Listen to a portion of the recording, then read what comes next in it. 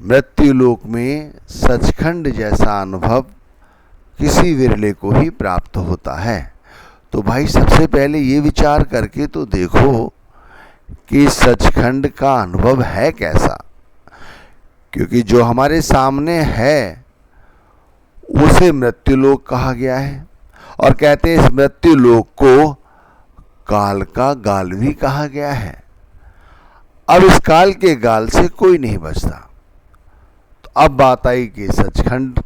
अब सचखंड के विषय में तो हमें यह पता है कि जब हम यहाँ से ये चोला छोड़ेंगे, यानी इस शरीर को जब हमारी आत्मा छोड़ेगी और उस लोक में जाएगी, उसे सचखंड कहा गया है। अब सचखंड हमारे लिए एक कोरी कल्पना ही है और कुछ नहीं, क्योंकि कोई ऐसा व्यक्ति भी तो होना चाहिए जो हमें समझाए जीते जी कि भाई वो सचखंड गया था और वहाँ पे ऐसे ऐसे संसाधन हैं। भाई हम लोग जो धन दौलत के लिए इतनी मेहनत मशक्कत करते हैं वो इसीलिए तो करते हैं कि हम सबको पता है कि इस धन से, इस संपत्ति से दुनिया की कोई भी वस्तु खरीदी जा सकती है। इसीलिए तो दिन रात इस धन को इकट्ठा करने में लगे हुए हैं। और सचखंड हमारे लिए कोरी कल्पना है। तो इसके लिए हमारे मन में, हमारी आत्मा में छटपटाहट नहीं होती, क्योंकि सचखंड हमारे लिए सपने जैसा हो गया। और सपने में क्या खाया क्या ना खाया ये तो एक बात ही हुई। इसलिए सचखंड के विषय में सतगुरु में चाहे कितना भी समझाएं, शास्त्र हमसे चाहे जो कुछ कहें, फिर भी हमें समझ नहीं आता। अब जैसे ये कहा गया है कि सचखंड जैसा अनुभव इसी मृत्यु लोक में किया जाए, वो भी किसके सहारे। तो चलो पहले सचखंड की चर्चा करते हैं कि सचखंड में होता क्या है। भाई कहा गया है सचखंड एक ऐसा लोक है जहां पर कोई किसी तरह की चिंता नहीं है।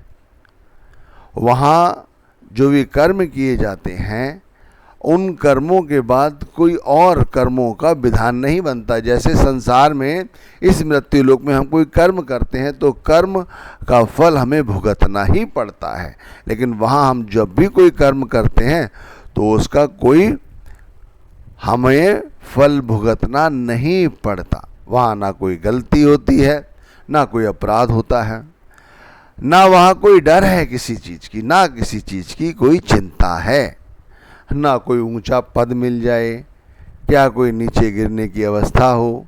इस तरह का कोई खतरा सचखंड में नहीं होता। कहते हैं वहाँ तो शांति ही शांति है, हर तरफ परमात्मा का पसारा ही है। वहाँ ना तो ये मजहब, ना जाति, ना रंग रूप, इन सब की कोई भी देख रेख नहीं है। सचखंड तो पूर्ण परमात्मा का वो घर है जहाँ हर कोई जाना चाहता है। बड़े बड़े ऋषि मुनि, तपस्वी, सन्यासी, उन्होंने भी भक्ति की है तो यही सोच के की है कि वो एक दिन वहाँ पहुँचें जो परमात्मा का घर है।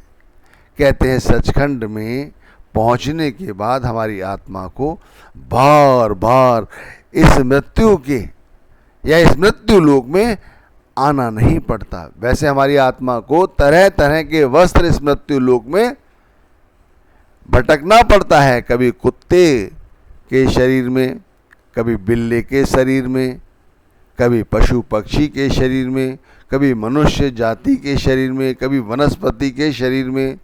हमारी आत्मा को पता नहीं किन किन योनियों से गुजरना पड़ता है, लेकिन मृत्यु लोक में ही ये सब किया जाता है।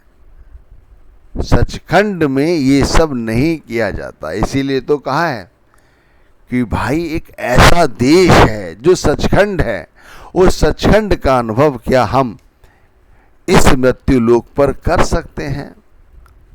भाई बड़ा मुश्किल है। मैं आपसे कह रहा हूं बड़ा मुश्किल है, क्योंकि यदि ये सरल रहा होता तो अब तक तो ये दुनिया जो इसे मृत्यु लोक कहा गया है, काल का गाल कहा गया है, अब तक तो ये सचखंड बन गई होती। लेकिन यहां पर एक और तत्व ज्ञान है। वो तत्व ज्ञान है कि हम में से ही कोई जब पूर्ण रूप से उस परम पिता परमात्मा को अपने आप को सौंप देता है, अब परमात्मा तो हमने देखा नहीं, कहते सतगुरु ही परमात्मा के स्वरूप हैं और वो पूर्ण पुरुष हैं। इसलिए वो जो युक्ति बताते हैं, यानी वो जो हमें नाम देते हैं, यदि हम उस नाम के साथ जुड़े, यदि हम उस नाम की कमाई करें, उस नाम को ही अपने जीवन का आधार समझकर दिन रात उसी नाम की भजन बंदगी में लगे रहें, तो इस मृत्यु लोक में इसी नाम के सहारे से हम यहाँ भी सचखंड जैसा अनुभव प्राप्त कर सकते हैं। देखो, गुरु रविदास जी ने एक बहुत अच्छी साखी कही है। कहते हैं, बेगमपुरा शहर का नाव, बेगमपुरा शहर को नाव। उन्होंने सचखंड को बेगमपुरा कहकर संबोधित किया है। कहते हैं एक ऐसा शहर है जिसका नाम बेगमपुरा है, यानी सचखंड है। देख अंधोह नहीं तीह ठाव। क्या देखा? दुख अंधोह। वहाँ किसी तरह का दुख नहीं है, कोई चिंता नहीं है, कोई परेशानी नहीं है। ना तस्वीस खिराज न माल। वहाँ कोई महसूल या टैक्स नहीं देना पड़ता। खौफ न खता तरस जवाल। कहते हैं वहाँ ना कोई खौफ है, ना कोई गलती है, ना कोई किसी पे तरस खाता है, ना कोई ऊंची जाति ना नीची जाति। जो कुछ आप समझना चाहें समझ लो। बात इतनी सी है कि हमारी समझ में आ जानी चाहिए। मृत्यु के बाद हमें मुक्ति मिल जाएगी, तो मुक्ति के लिए हमें सचखंड में प्रवेश करना ज़रूरी है, तभी मुक्ति मिलेगी।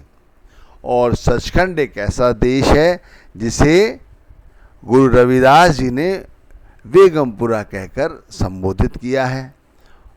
उनके अनुसार देखो, वो वक़्त के पूर्ण संत रहे हैं, उन्होंने जीते जी ही ये कहा था, मरने के परांत नहीं, जीते जी।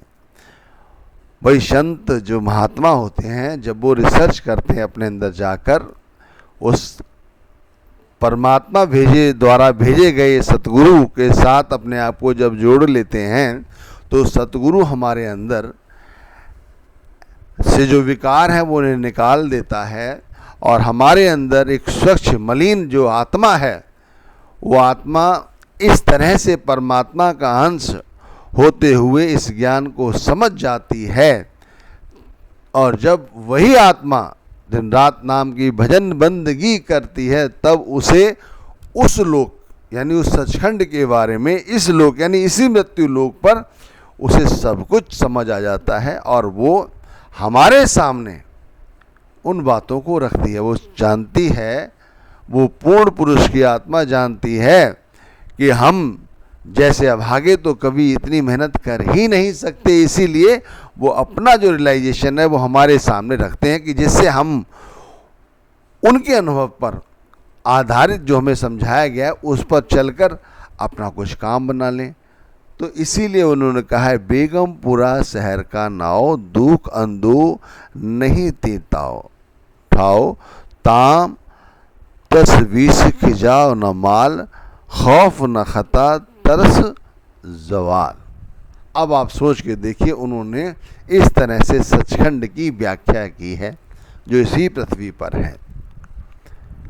अभी हम क्या करते हैं मृत्यु लोक में? हम क्या देखते हैं? हम देखते हैं कि यहाँ पर हर व्यक्ति चिंताग्रस्त है।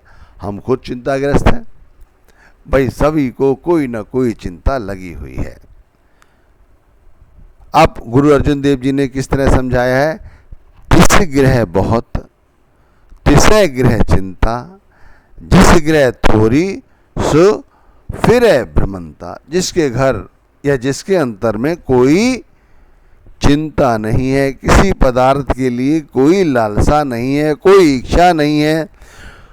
वही तो यहाँ पर परमात्मा के रंग में या गुरु के रंग में रंगा हुआ है। बाकी तो सब यहाँ पर दुखी ही दुखी हैं।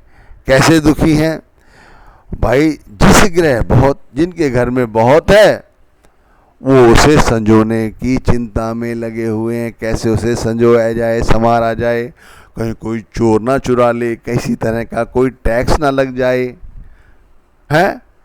अब जिसके ग्रह नहीं है वो उसके लिए चिंता करता है। जैसे भाई मेरे कोई औलाद नहीं है तो मुझे औलाद की चिंता है। किसी की औलाद है, उसे औलाद ने दुखी किया हुआ है तो उसकी चिंता है। किसी को बुढ़ापे की चिंता है।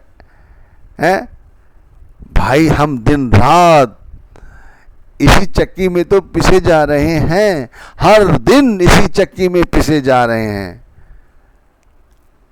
भाई इंसान के जामे में आए और उस परम पिता परमात्मा की सोझी नहीं हुई और दिन रात इस धन के पीछे दौड़ते रहे दौड़ते रहे दौड़ते रहे, क्या अंत वेले ये धन हमारे साथ जाएगा?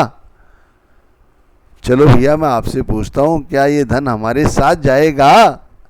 नहीं जाएगा। ये घर परिवार, ये समाज, ये देश क्या हमारे साथ जाएगा? नहीं जाएगा। अरे अपने दायित्वों को पूरा करते चलो जिसके लिए भेजा है। गुरु का हाथ बटाओ। गुरु का हाथ बटाने का मतलब है परमात्मा का हाथ बटाओ। जिस काम के लिए यहाँ भेजा गया है वो काम पूरी वफादारी के साथ करो, वरना हमारी आत्मा इसी मृत्यु लोक में आएगी। कभी कुत्ते, कभी बिल्ली, कभी सूअर, कभी कीड़े मकोड़े, कभी पेड़ पौधी, इन्हीं के वस्त्रों में शरीर में जाएगी आत्मा, फिर आएगी। अभी हम देखते हैं, चलते हैं, कोई हमारे सामने गंदा पशु आ जाए तो हम उससे देख के कहते हैं दूर हटो दूर हटो दूर हटो। अब सोचो एक दिन हमें उसी शरीर के अंदर प्रवेश करना होगा, जरूर करना होगा। क्यों नहीं करना होगा? अगर कोई कहे भाई हमें क्यों करना होगा, तो क्यों नहीं करना होगा? भाई इस शरीर को कभी ना कभी तो त्यागोगे। इस शरीर की जो स्थिति है कितनी है? 80 साल, ज़्यादा से ज़्यादा 80 साल, चलो 90 पकड़ लो, 90 साल। 90 साल के बाद भी सचखंड तो पहुँचे नहीं। सचखंड नहीं पहुँचे तो क्या हुआ? फिर इन्हीं में भटकना पड़ेगा। अब बात आई कि इसी मृत्यु लोक में, इसी पृथ्वी पर जीते जी स्वर्ग जैसा या सचखंड जैसा अनुभव कैसे किया जाए? सोचो। तो सीधी सी बात है, जैसे समझाया कि सचखंड में ना कोई महसूल देना पड़ता है, ना कोई टैक्स देना पड़ता है, ना वहाँ गोरे या काले का भेद है, ना वहाँ कोई जाति धर्म की बातें की जाती हैं। वहाँ तो केवल परमात्मा ही परमात्मा है। ना वहाँ कोई हमसे रूठा हुआ है, ना हम किसी से रूठे हुए हैं। ना वहाँ कोई चिंता है, ना वहाँ कोई फिक्र है, ना कर्मों का कोई लेखा जोखा है। जो कर्म करते हैं कोई कर्म नहीं बनता, कोई फल नहीं भुगतना पड़ता। तो भाई इस पृथ्वी पर वो सचखंड ऐसे नहीं उतारा जा सकता कि हमने कहा उतर गया। इसके लिए स्वयं को पूरी तरह से, पूरी ईमानदारी के साथ अपने सतगुरु को सौंप दो, अपने नाम को सौंप दो, परमात्मा को सौंप दो। दिन